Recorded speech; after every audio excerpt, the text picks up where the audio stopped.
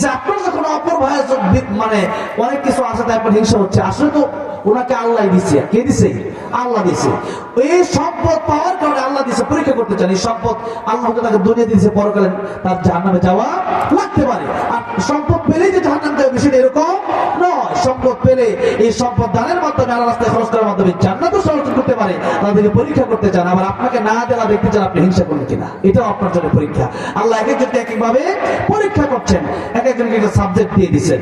এই জন্য এই যে পরীক্ষার সিস্টেমটা এখানে আমাদের পাশ থেকে ফেল করলে চলবে না। তাই হিংসা যদি করেন, তখন আপনার যদি হিংসা চলেই আসে মনে করেন যে আপনি হিংসা থেকে বাঁচতে পারছেন, তখন দোয়া করবেন, আল্লাহ তার যা আছে তা আমাকে দাও, আমাকেও দাও, দিলে আল্লাহ আমার ভালো হয়, তাহলে তার একটা হিংসা হবে। এটা হচ্ছে নাপাক। আর অ্যান্টিবায়োটিক কি?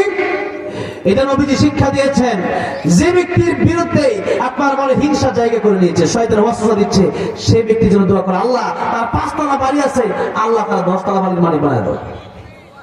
শয়তান বলবে, আল্লাহ কারে আমি ধোঁকা দিই হিংসা করার জন্য, ওদিকে ওই লোকের বিরুদ্ধে দোয়া করে, তখন শয়তান আস্তে আস্তে আপনার দিকে আসবে না। এটা হিংসার উৎস। তাই হিংসা থেকে আমাদের বাঁচতে হবে, গীবত থেকে আমাদের পরিত্রাণ নিতে হবে, বেঁচে থাকতে হবে। অনেক লম্বা আলোচনা করার ইচ্ছা ছিল আজকে আলোচনা করতে পারলাম না, রাত 1টা বেজে গেছে। তাই যতটুকু এই গীবত হিংসা থেকে আমরা বিরত থাকবো বলে ইনশাআল্লাহ।